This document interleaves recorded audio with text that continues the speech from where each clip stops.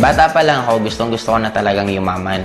Mas lalo pa akong na-motivate nung dumating yung time na bumagsak yung negosyo ng mga magulang ko. Lahat ng ari-arian namin, nakasangla, at least wala talagang natira. Kaya as early as high school, ang dami-dami ko ng sideline na ginagawa. Una, gumagawa ako ng project ng mga classmate ko para kumita lang ako. Tapos nung mag-college naman ako, pati pag-burn ng CD, lahat, kahit ano, dumating pa nga sa nagpapa 5-6 ako. Tapos pati pagpapasada ng jeep, ginawa ko. Namamasada ako nun paggabi naman. As early as bata pa lang ako, naka-mindset na ako na dapat talaga yumaman ako ng todo. Kaya lahat ng pwede akong kumita, ginagrab ko as long as nakaya ng sarili kong gawin. Hindi ko siya pinag-iisipan, ginagrab ko lang ng ginagrab. Hanggang dumating sa akin tong AIM. Nung pagdating sa akin ng AIM Global, yun, hindi ko na siya pinag-isipan kasi sabi ko, magkano lang naman yung capital. Sabi ko, kung walang mangyari, di okay lang. Kung may mangyari, di mas maganda. Kaya lang dumating nga sa point na lumalaki na yung grupo ko, binagsakan naman kami ng bagyong Milenyo. Tapos di sabi ko, sige, okay lang, pagsubok lang to. Nakapalaki uli namin yung grupo namin, kaya lang riming naman yung bumagsak. Kaya parang sabi namin, parang ayaw talaga tayong pakitain. Kasi nga, ang kalaban natin, kalamidad na, hindi na ibang tao or ibang company. Kaya lang, isa lang yung pumasok sa isip namin. Sabi namin, kung malalagpasan namin to, what more yung iba pang mga problema, mas madali na yun. Kasi ito na yung pinaka-worst. That was 2006 yung nagkaroon ng riming. Noong 2007, dun ko na halos ginibap din lahat. Birthday ko, nasa Lucena ako, nagpipresent ako. Basta ang dami kong ginawa na minsan hindi ko pa ginawa sa tanang buhay ko. Pero 2007, yun din yung time na nagkaroon ako ng first car ko. Yun din time na first time ko makapunta ng Hong Kong. Hanggang tuloy-tuloy na 2008, yun, 2009, nakabila ako ng second car. Ngayon, kumikita na ako ng 7 figures a month. Kumbaga parang sabi ko, parang kailan lang.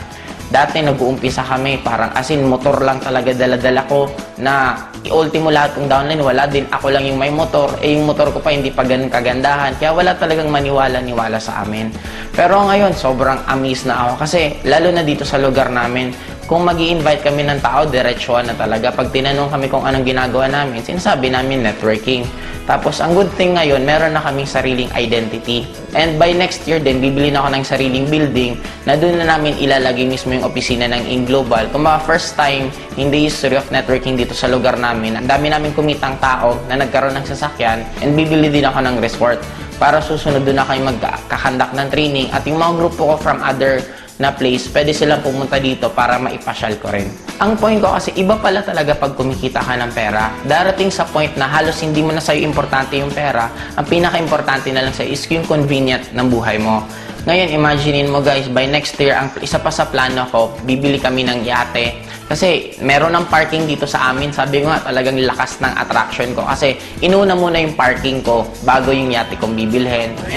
I'm proud to be alive sa walang ibang numero 1 networking company.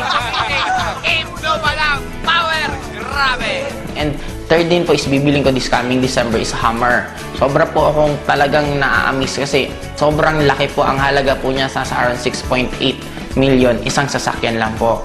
And ang kagandahan pa po ngayon, yung lifestyle na kahit saan pwede kang pumunta. Imagine mo guys, tuwing pumupunta ako sa magagandang lugar, tina-timing ko na halos konting tao. Kasi bakit? Para hindi masyadong magulo. Pumupunta ako, namamasyal ako weekdays. Guys, grabe guys! First time Asian Cruise. Woo! Ang pinakamasarap dito, lahat ng pwede mong ma-experience sa buong buhay mo, pwede mong ma-experience sa AIM Global in a span of a few years lang. Grabe! Power! Woo! Katatapos lang namin magyate. Ngayon, hindi mo ba gagawin namin? Mag-jet ski kami. Yeah!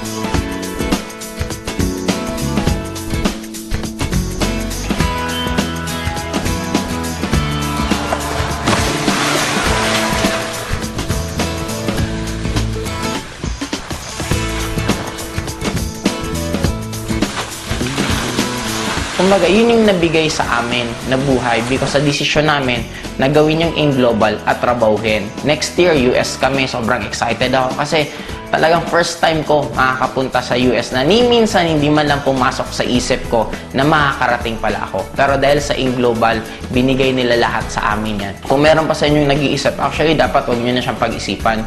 Kasi ang nakakaduda ngayon, hindi na yung networking hindi na In Global. Magpo 4 years na ang In Global, ang dami nang napayaman. Ang nakakaduda ngayon, kung pag-graduate mo ba, meron ka pang trabaho, or kung nagtatrabaho ka man ngayon, kung magkano yung natitira sa'yo. Ano yung point ko? Ang point ko lang, eto na yung nakikita nyo na yung result. Bakit kailangan nyo pang pagdudahan? Ang kailangan nyo na lang gawin, paniwalaan nyo. Kagaya ng mga iba kong friends, it took them 2 years bago nagsipag-join. Pero after 2 years yun, ngayon sila naman yung mga bibili ng sari-sariling sasakyan. Yun pala yung kagandahan sa AIM. Pag once naniwala ka at trinabaho mo, meron at meron at meron talagang mangyayari.